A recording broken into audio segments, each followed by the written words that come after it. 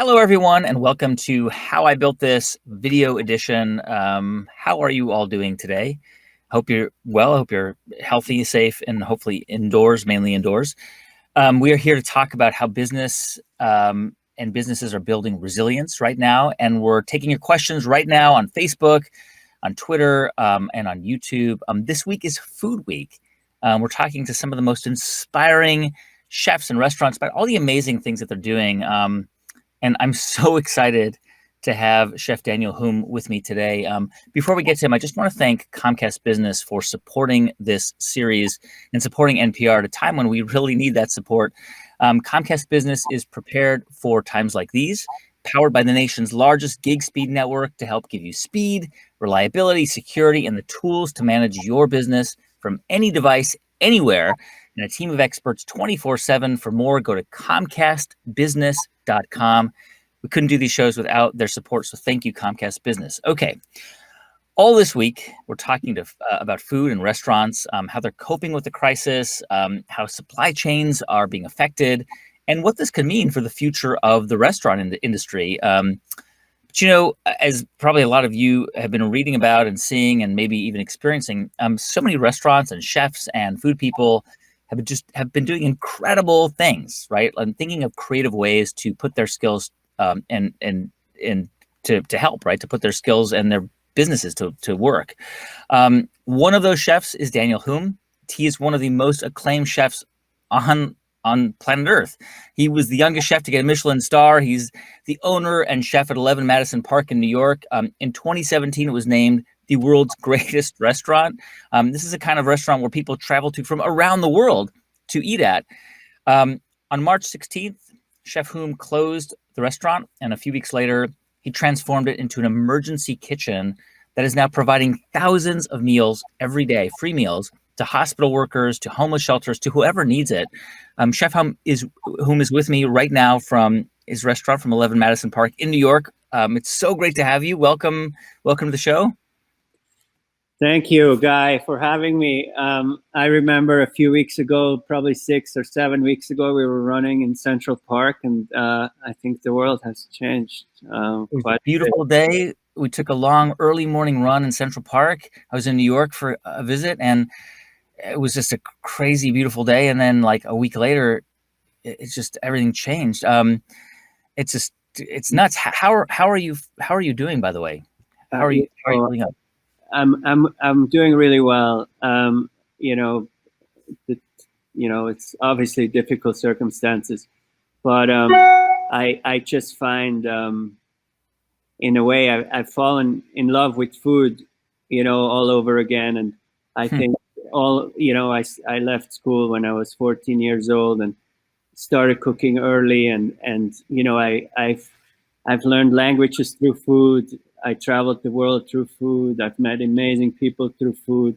I mean, everything. Food has always guided me through all the good times, the bad times, and food has always given me all the answers. And it's amazing that in this crisis, where I had to let go, furlough 300 people, my close people I've worked with for many, many years, and just in this difficult time, again, somehow food was there, and just to see the magic of food and the power of food is just really, I feel blessed that I get to work with it every day. Just a reminder to everyone watching, we are taking your questions on Facebook and Twitter and YouTube, so please submit your questions and we'll try to get to as many as we can. Chef Humm, let's sort of start with the days after the shutdown. I know, like many of us, you were in a daze, but within a couple weeks, I think within a couple days, you kind of made a huge pivot, and you turned your kitchen into an emergency kitchen. How did you do that? How did that happen? It's like it kind of happened, like you said, it really happened overnight. We had a full restaurant on that last Sunday. And then, we didn't really realize, we knew we would shut down for a few weeks. So we just left, and then, everyone left, everyone went home. But then we realized over the next few days that it's going to last longer, that we had to let people go. people, and probably 30% of our staff is from somewhere else. So people went back to their home countries. And, you know, in a business where I think restaurants, the most valuable thing are the people, the team, and the value of them having worked together for a long time. That's what makes, you know, the best restaurant in the world. Like I was always saying, like, you know, we can have the most beautiful dining room and the most beautiful china and the best food, but it's all about the team. So I always said, if we want to be the best restaurant in the world, I want someone to walk into these doors and within 2 or 3 minutes, they know that they're in the best restaurant in the world before they have received food or really service. But just the energy of the team, you can just feel it. You know, you're in a special place. And so to see that crumbling in front of my eyes within days, I mean,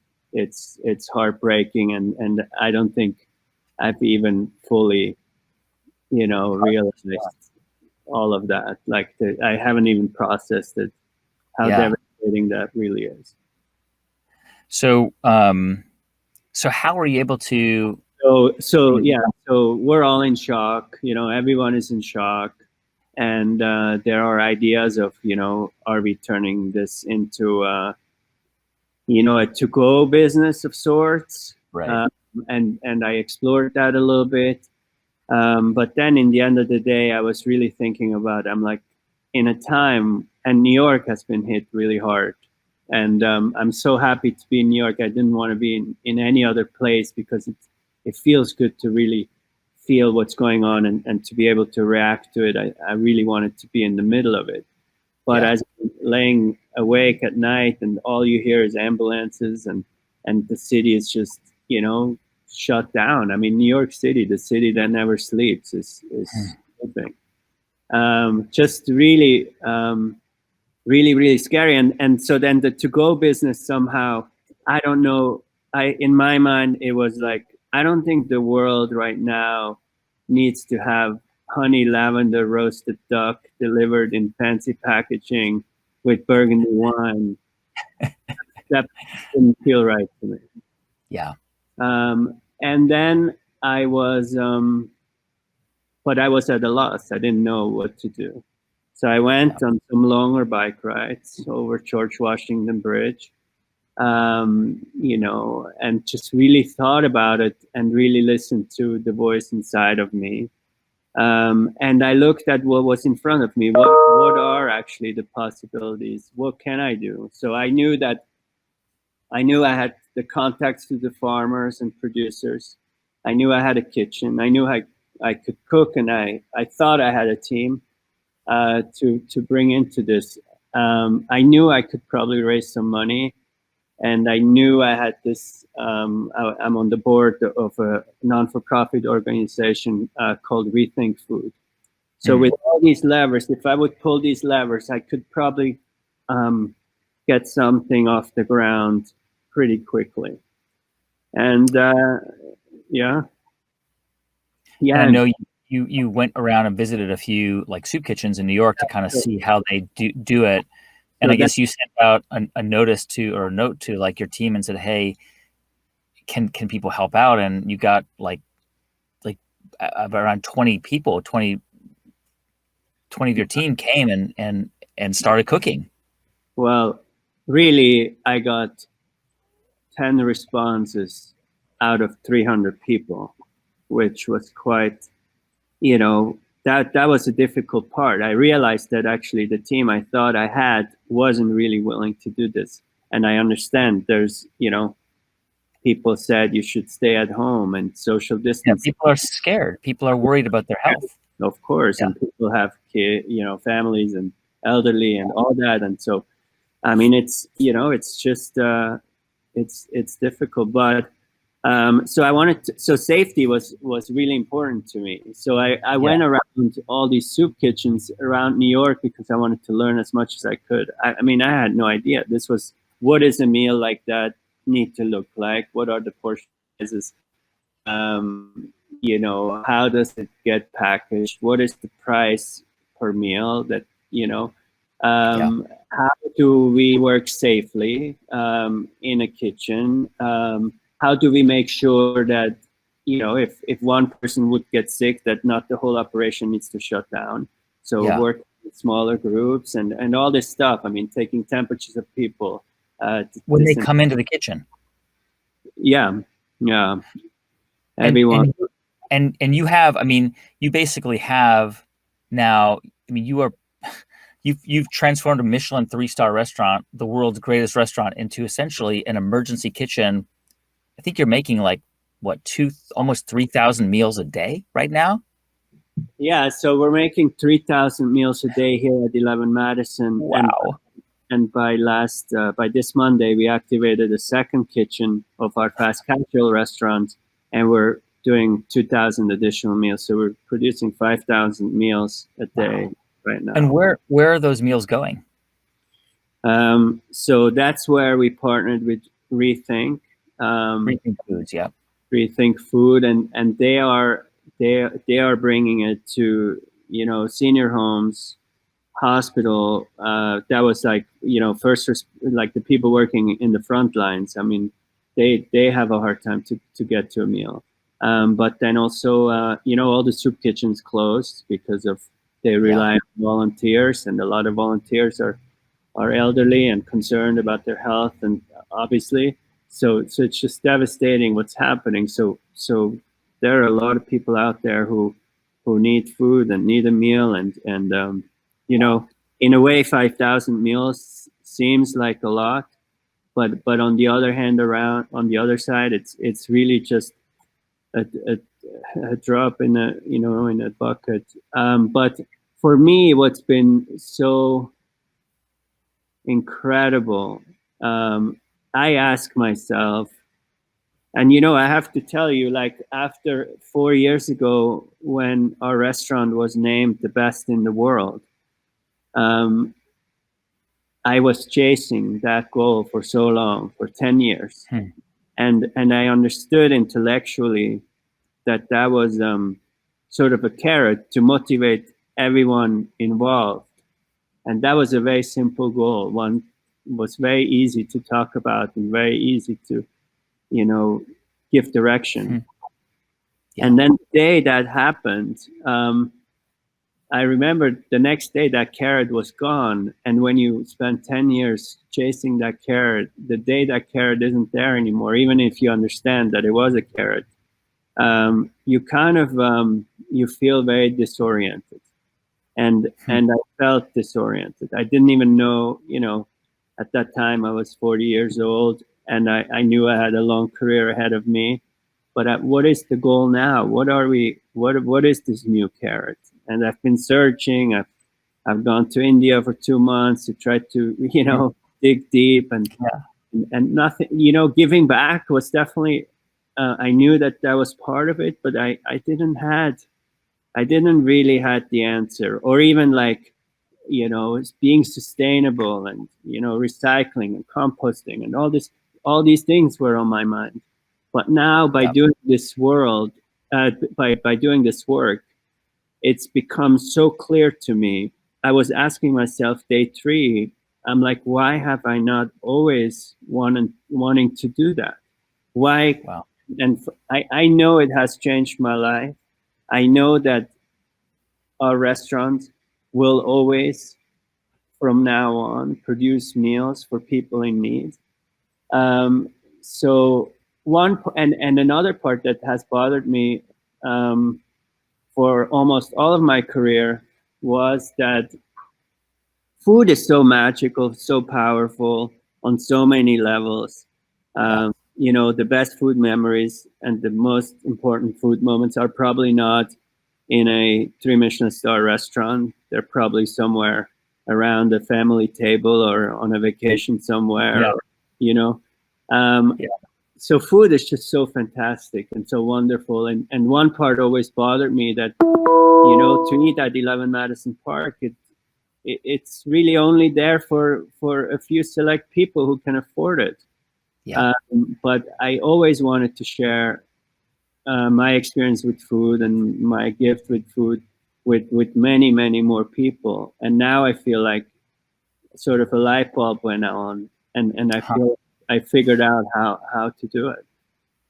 That's amazing. I mean, I have so many more questions for you, but I want to get to some questions from folks watching this conversation.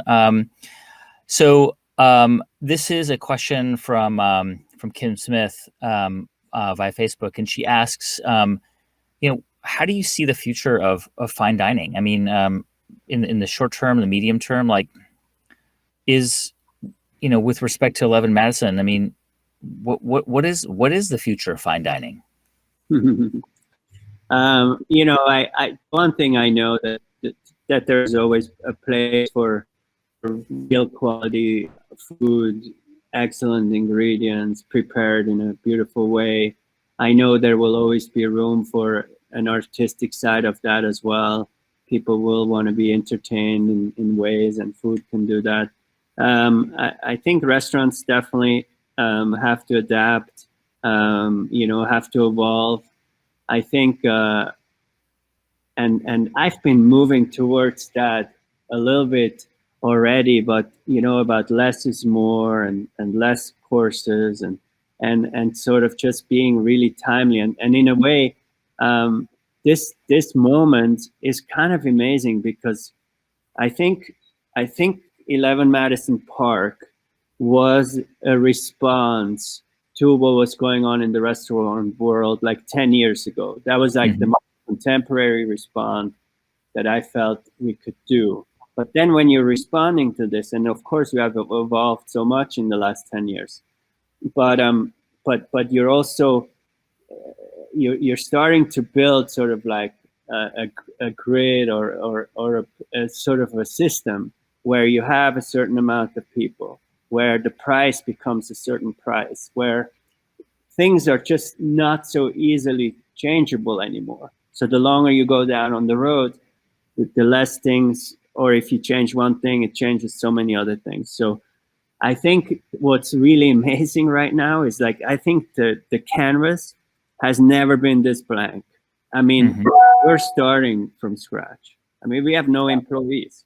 We can rethink 11 Madison Park right now in the most free ways, as and that I see, as tough this situation is, I do see the silver lining, and it's definitely, for me, I haven't gotten there yet because I'm occupied by producing these meals, but the part of recreating 11 Madison Park from scratch, that's really exciting. So it could be a completely new type of restaurant, essentially. That's right. Yeah. And there's anything is possible. And it's clear that this experience of basically essentially committing your time and your effort and your talent to providing food for people who don't have it has been transformational, and is something that will now inform the way you do what you do for the rest of your career. Yeah, that's right. That's really become very, very clear to me. Like it's so clear. It's so clear as it was clear when I was 20 and I wanted to get 3 Michelin stars. It is that clear. It's definitely given me my new carrot, and I do believe that people have cooked my recipes. I've shared my recipes. I've written 5 cookbooks. And I'm always honored when people, cook some of my food. But the recipe that I really want to write is the recipe of a restaurant that can feed everyone, that can feed the privileged, but also, the underprivileged, and that can do it all under one roof. And I think that's the recipe I hope many other restaurants will want to copy and adapt, because it makes sense. I know, and what I'm also realizing is, like, preparing inexpensive but delicious meals. Every restaurant does that because we cook for our teams. And Right. You have family meals before the evening starts, the service starts. Yeah. those are based on leftovers, portions of ingredients we don't use, and we supplement it with things we buy to it. And so that intelligence is already incorporated in every restaurant. So if Yeah. we cook more family meals, and we give, every restaurant gives 200 family meals a day to people in need, and somehow we figure out through the government, through tax cuts, through fundraising, we figure out that we can pay for these meals, and it's a benefit for the restaurants to do so. We can end hunger in this country. Restaurants could end hunger if every restaurant essentially did like 200 free meals a day. That's right. Yeah, it's amazing. It's just amazing. It's just an incredible idea, right? And presumably, I mean, all of the work that you're doing now is being funded by donations, right? Because you don't have any. Yeah, I think for now, actually, one of our corporate partners, American Express, which we've done many exciting projects with, and they've always been just a great partner. That was my first call that I made, and they acted really quickly, and they funded a large amount pretty quickly, and they really helped to get it off the ground. And I know you're doing like auctions. You're auctioning. People are donating to an auction site. You're auctioning off like private dinners for people and things, and you're using that money from these auctions. I think you've raised like $250,000 to support your staff that is out of work. Yeah, that's right. So that was the other part. We just wanted to make sure the staff feels supported, and we didn't just want to go open a GoFundMe page. We wanted to do it in a more creative way and in a more meaningful way.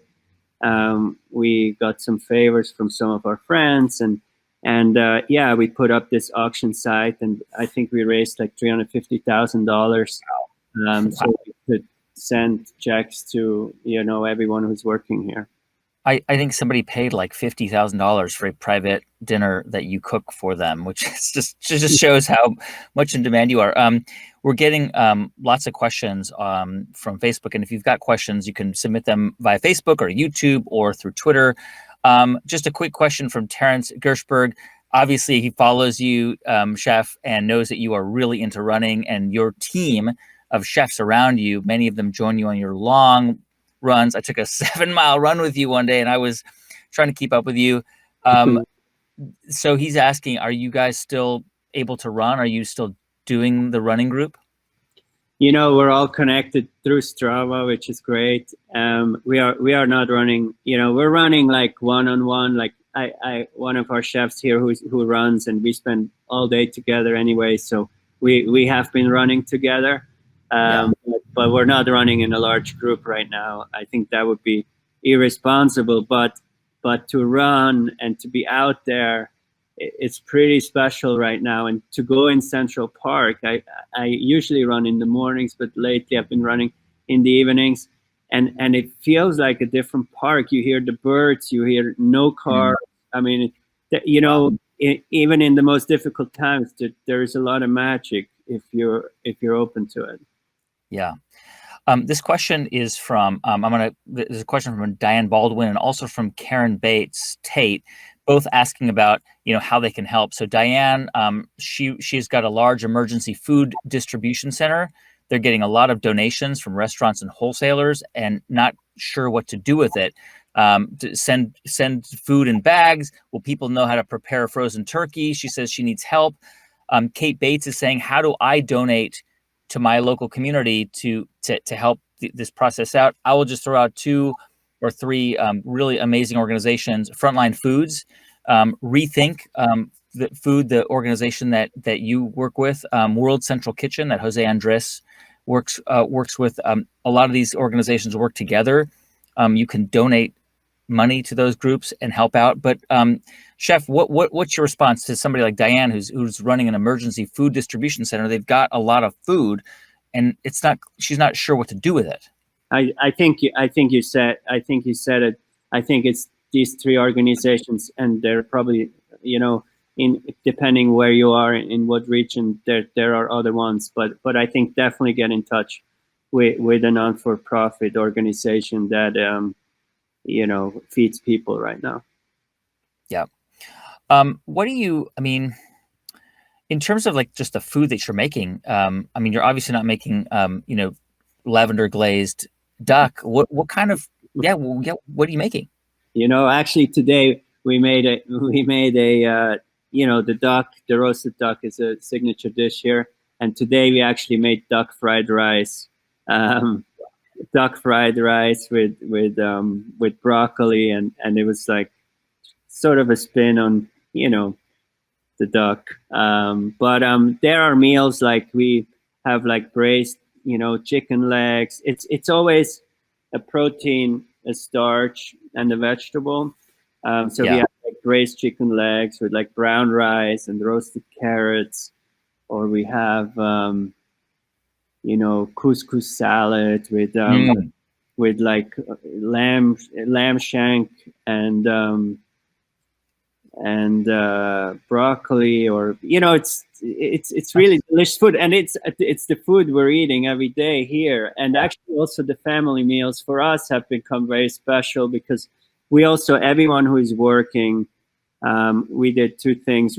Everyone who's working is getting food through the restaurant, so they don't need to go to grocery stores. And then also we partnered with Cannondale. I used to ride bicycles professionally, and from my days back then, I still have these connections. And Cannondale has given electric bikes to everyone who's working, so people don't need to use the Wow. public transportation. So we're really trying to keep everyone safe. And if anyone wants to see the work you're doing, I strongly urge you to follow Chef Humm on Instagram, because there's some amazing photos and videos that you're taking of your kitchen, everyone wearing N95 masks and people really spaced out. And it's just amazing to see how you're doing this. It's just incredible. Chef, I just want to shout out to a couple people who are watching. Brenda Sparenborg in Poolsville, Maryland. Jessica Gorlin Liddell in Philadelphia, Sarah Turner in Loveland, Colorado, Jose Rodriguez in Fort Worth, Diane Baldwin in Detroit, Robert Bridges in Georgetown, Kentucky, Mando in Guadalajara, Mexico, Elizabeth Ureste in Tenerife in Spain, Joyce Konigsberg in San Francisco, in the Bay Area here where I am, and many others. So thank you for watching. I'm wondering, like, in terms of your sort of outlook for, I don't know, I mean, like what you want, what you want this to become. I mean, obviously you want this to become a lasting thing, right? You want what you do from now on to be connected to serving everyone and to creating food for those who can have it and not have it. But it sounds to me that like what you're sort of saying is that this whole crisis has to change the restaurant industry in a way, that it has to force the restaurant industry to kind of rethink its role, not just serving the paying customers, but serving everyone. Is that fair?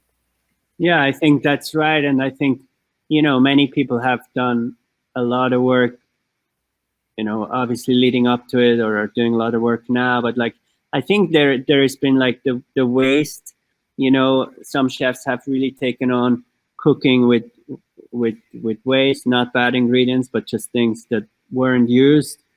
And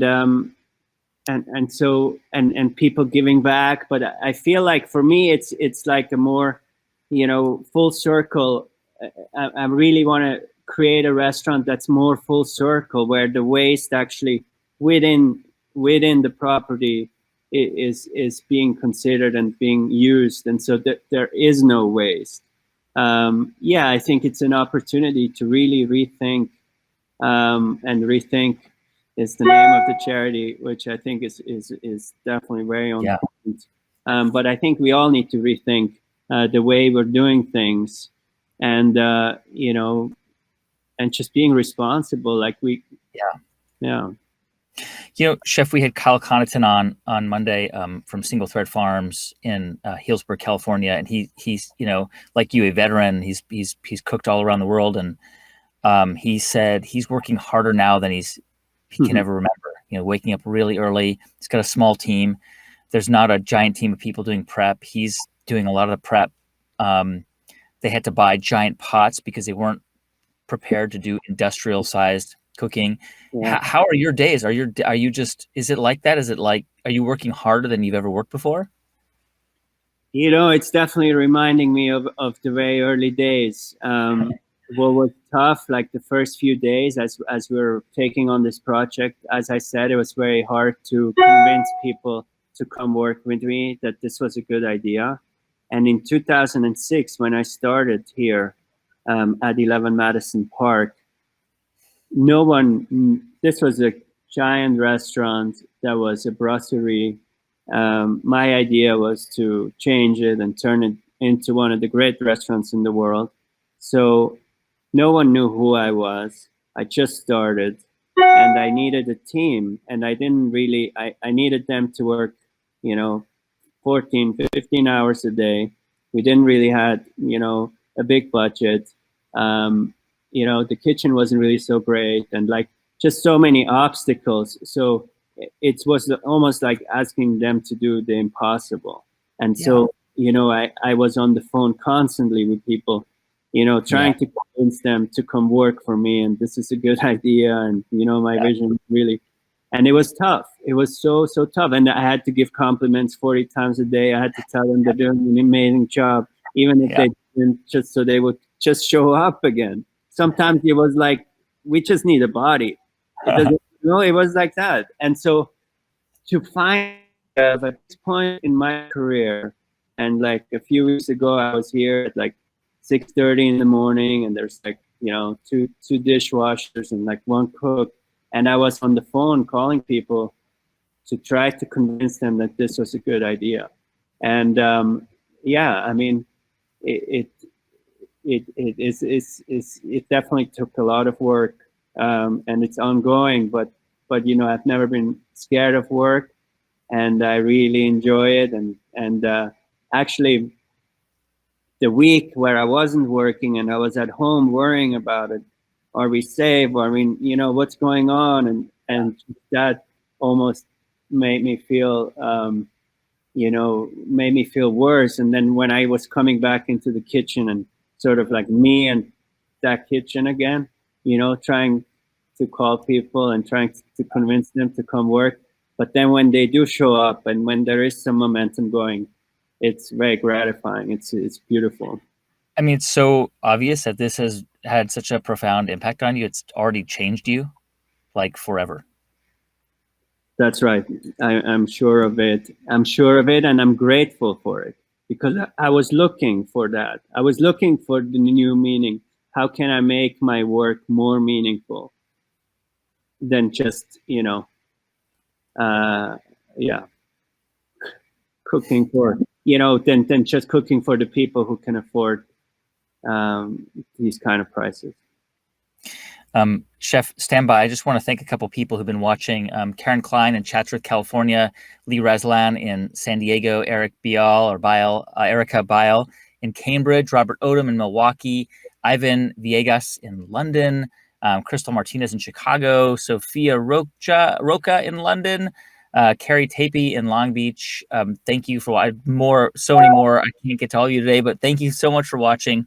We will have more incredible chefs and food folks this week. Tomorrow, we've got Christina Tosi of a Milk Bar. That is happening at 9 a.m. Pacific, 12 Eastern, right here. Same place, facebook.com/howibuiltthis. Tomorrow, also 6 p.m. Eastern, 3 p.m. Pacific, Jose Andres will join us for happy hour. We're going to talk about some of the incredible things he's doing. And then Friday, we're going to wrap it up with really one of my favorite food writers, Samin Nosrat. I'm such a fan. I can't wait to have her on. I've been cooking through her book like that movie Julia and Julie, just like every recipe. So you're not going to want to miss that. Every day here, 9 a.m. Pacific, 12 noon Eastern. We have them on Facebook if you miss it. So you can go back to facebook.com/howibuiltthis and see them there. You can see them on my Instagram. If you missed last week's conversation with Simon Sinek, it was so good. That is also, you can also see the video of that, but we've put that on our podcast feed that comes out tomorrow. So check that out. You can subscribe to How I Built This. And we will see you back here tomorrow with Christina and then Jose Andres later in the afternoon. Daniel Humm, Chef Humm, it's been so awesome having you. You are so inspiring. I want to cry. You want to make me want to cry. I'm just so inspired by what you're doing. And I think a lot of people watching you are inspired, and a lot of chefs and food people are inspired by what you're doing. So thank you for that. And thank you for being with us. I really appreciate it. And I think we can all come together. And I think it's an incredible opportunity to make a real difference. Thanks. Thank you, Guy.